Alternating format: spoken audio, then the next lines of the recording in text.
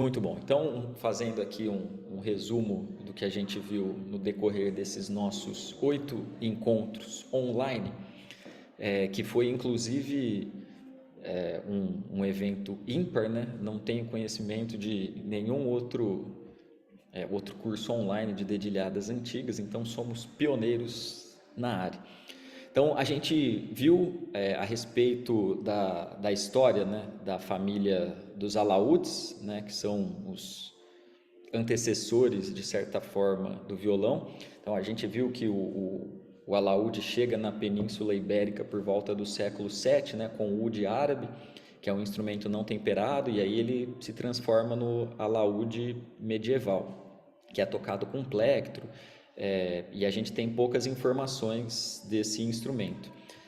Aí em seguida a gente tem o alaúde renascentista, que começa com 6 ordens e vai ganhando cordas até chegar a 10, né, a 10 ordens. Lembrando que as ordens são as cordas duplas, né? Então, com exceção da primeira corda, que é simples, todas as outras são duplas e a gente chama isso de ordens.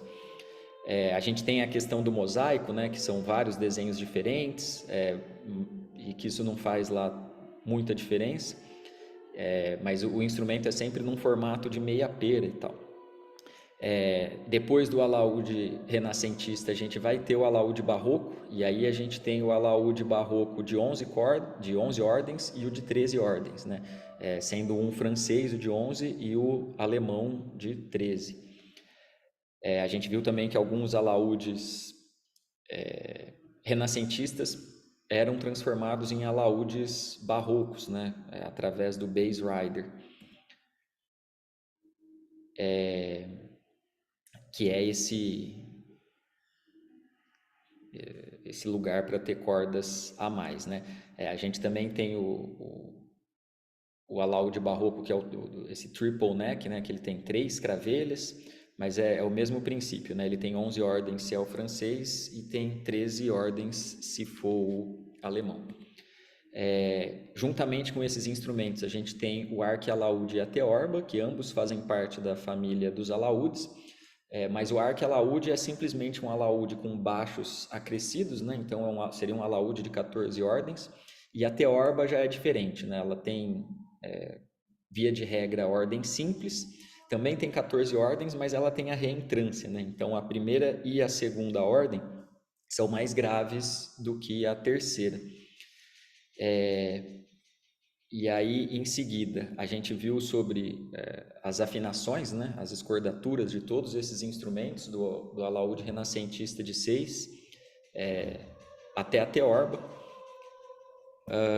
E aí a gente viu a importância disso, dessas escordaturas, quando a gente vai fazer a transcrição. E a gente viu também que é possível tocar o repertório de alaúde renascentista direto no violão, bastando afinar a terceira corda do violão em Fá sustenido. Se a gente coloca um capotraste na terceira casa do violão, fica exatamente a afinação do alaúde, mas pensando nas cordas soltas, afinou a terceira em Fá sustenido, já dá para tocar o repertório direto da tablatura original no violão. E aí, além da família dos alaúdes, a gente também viu a história da família das guitarras e da vihuela, né? A vihuela, na verdade, é um alaúde, só que num corpo em formato de 8, ao passo que o alaúde é em formato de meia pera. Então, a vihuela não faz parte da família das guitarras, né? As guitarras, elas são de uma linhagem diferente, né? Então, a primeira que a gente vai ter registro vai ser a guitarra renascentista, que é de 4 ordens, que também era conhecido como guitarra de 7 cordas, né? Então são 3 ordens duplas e uma simples, e que apesar ela era usada para fazer rasgueado principalmente na Itália, mas na França ela teve uma tradição muito grande de música em contraponto, né, de música punteada. E aí depois da guitarra renascentista a gente tem a guitarra barroca, que vai ter 5 ordens ao invés de 4. E é um instrumento que fica conhecido como guitarra espanhola, apesar de não ser espanhola de fato, né? Apesar disso, é um instrumento que vai se popularizar muito na Espanha e acaba sendo reconhecida como guitarra espanhola.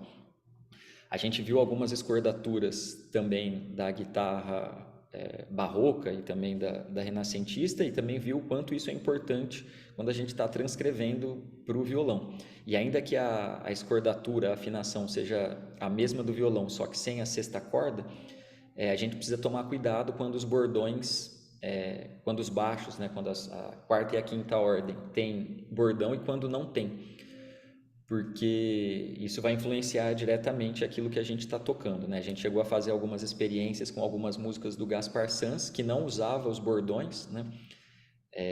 Então, isso é muito importante de se ter em conta quando a gente está fazendo as transcrições. E mesmo quando a gente está tocando no instrumento original, né?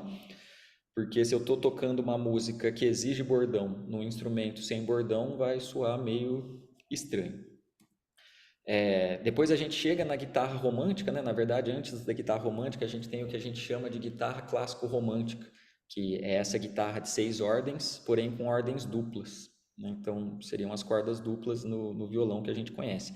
A guitarra romântica é tipo o nosso violão, só que um pouco menor, fisicamente, né? Pensando numa questão física, mas em relação ao timbre, ela é bastante diferente, né? Um instrumento mais seco, e usar o repertório da guitarra romântica direto no violão para a técnica do violão, a gente viu que não é a coisa mais acertada a se fazer, porque o pensamento musical da guitarra romântica é muito diferente do nosso violão moderno, ainda que eles sejam muito parecidos, né? E aí a gente tem o violão moderno, e assim como o violão moderno, que a gente tem violão de 10 cordas, violão de 11 cordas, 7 cordas, a gente também tinha essas coisas na guitarra romântica, né? Então tinha guitarra romântica de 10 ordens, 7 ordens e assim por diante. A gente viu também as tablaturas, né? Então a gente viu a tablatura italiana. Em todas as tablaturas, as linhas representam as cordas do instrumento, e no caso da italiana, os números são as casas, e no caso da francesa, as letras são as casas que a gente tem que prender. A gente sempre tem o ritmo escrito sobre a tablatura, né? E a gente viu, falou em passant, né? Um passant sobre a tablatura alemã, que é um negócio mais ou menos complexo, né? Mas que foi pouco usado, né? E mesmo muita coisa que tem, quer dizer, da pouca coisa que tem em tablatura alemã, existe a transcrição disso para a tablatura francesa. A gente falou também sobre o alfabeto, né? Que são os acordes, né? Que nasceram lá com Juan Carlos Amati no final do século XVI, e a gente viu também o quanto as cordas dedilhadas antecipam o que vai acontecer em toda a história da música, né? Então, seja a inversão dos acordes, seja a formação de tríades, seja os estilos fantásticos, né? A gente viu como isso costuma aparecer primeiro nas cordas dedilhadas, para depois ir para os outros instrumentos. A gente viu as principais técnicas, né? Tanto do alaúde quanto da guitarra. Então, o rasgueado na guitarra e as figuetas no alaúde, ainda que a gente use também as figuetas na guitarra barroca, né? Então, a gente viu lá que são 3 tipos de figueta, né? A figueta estrangeira, que seria com o polegar para dentro. A gente viu a figueta castelhana, que seria o polegar para fora, mas continua sempre a figueta, né? A alternância de polegar e indicador, e o dedilho, que seria o indicador fazendo o movimento para baixo e para cima, como se fosse a palheta mesmo. A gente também viu a questão de ornamentação, né? Mordente, trinado, port de voix, e viu também as diminuições, né? Então, a partir de uma dada linha melódica, a gente diminui o valor original dessas notas para acrescentar mais notas em cima disso, e a partir daí ter a diminuição, né? Então, por exemplo, eu tenho do sol, ao invés de tocar somente a nota do e depois a nota sol, eu preencho isso, do, ré, mi, fá, sol. Então aí eu fiz uma diminuição, né? No espaço que cabia um do sol, eu botei todas essas outras notas. E a gente viu também um pouco sobre os passos de dança, né?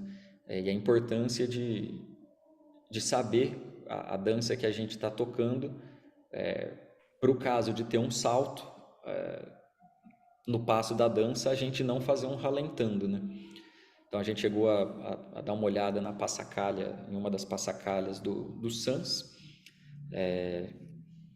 e aqui a gente tem a partitura da dança, né? Só para a gente ter uma noção de como isso funcionava. E a gente escutou vocês tocando, né? A gente chegou quem tinha violão tocava no violão, quem tinha instrumento antigo tocava no instrumento antigo. O Guilherme chegou a tocar, inclusive, na, na viola, né? Na viola caipira, e que dá um efeito muito bacana, como a gente vai conferir no vídeo que a gente fez do Go From My Window, né? Que a gente tocou todo mundo junto. E acho que é isso. Esse então foi um resumão de tudo que a gente viu nesses 8 encontros. Alguém quer fazer alguma colocação, quer fazer alguma pergunta ou expor alguma coisa que eu tenha esquecido de falar?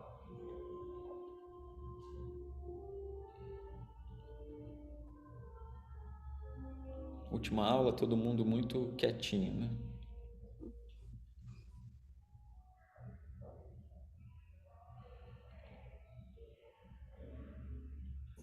Muito bem, eu vou colocar aqui então para a gente assistir e escutar, né?